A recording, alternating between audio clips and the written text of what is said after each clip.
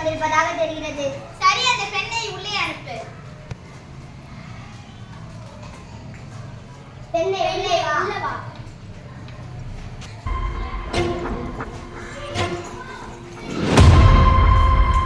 இளமணி போன்ற பெண்ணே, நீ யார்? அழுத கண்களோடும் தலைவிரி கோலத்தோடும் என்னை காண வந்ததன் காரணம் என்ன? உனக்கு என்ன வேண்டும்? ஆராயத்து நீதி வழங்கிய மன்னரே, என்னை யார் என்று கேட்கிறார்? சொல்கிறேன் கேள். உலகம் வியக்கும் மன்னர் ஒரு புறாவுக்காக தன் உடலை தந்த சிபிமன்னனை பற்றி நீ அறிவாயா? பசுவின் கட்டை தேர்காலில் ஏற்றி கொண்ட தன் மகனையும் அதே தேர்காலில் ஏற்றுக் கொண்டானே மதுரை சோழன், அவனை பற்றி நீ அறிவாயா?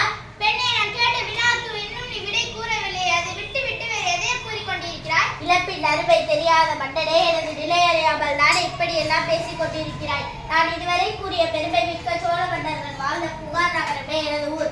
அவ்வூர் பரியில்லாத சிறப்பை உடைய மாசாத்துவான் என்பவரின் மகனாகிய கோவலன் என்பவரின் மனைவிதான். என் பெயர் கண்ணகி. ஓ, இப்போ புரிகிறது. அந்த கல்வன் கோவலன் மனைவியா நீ? போதும் பண்ணா, என் கணவனை இகழ்வதற்கு உனக்கு என்ன தகுதி இருக்கிறது? ஊழ்வினை பயனால் உனது ஊருக்கு வந்து எனது கால் சிலம்பை விற்க வந்த என் கணவனை அநியாயமாக கொண்டு விட்டாய். நீ செய்தது தகுமா? பெண்ணே, போதும் நிறுத்து. கல்வனை கொள்வது கொடுகோல் என்ற அக்து ஏற்புடையது. அக்து அறநெறியுமாகும். இது அனைவரும் அறிவாளே. உனக்கு தெரியாது என்ன? அறநெறி தவறிய மன்னனை தவறிழைத்தவர்கள் தண்டித்தால் அறம் என்பதை நானும் அறிவேன். ஆனால் நீ கூறுவது போல என் கணவன் கல்வன் அல்ல.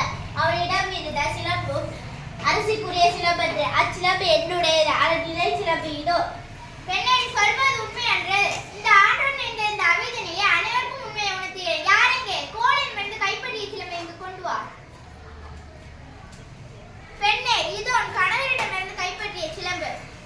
நீதி தவறாதவன் என்று போற்றப்படும் மன்னரே, ஒரு தவறும் செய்யாத என் கணவனை கொன்றது உனது அறநெறிக்கு இழுக்கு என்று இதோ வைப்பிக்கிறேன். கேட்பார்.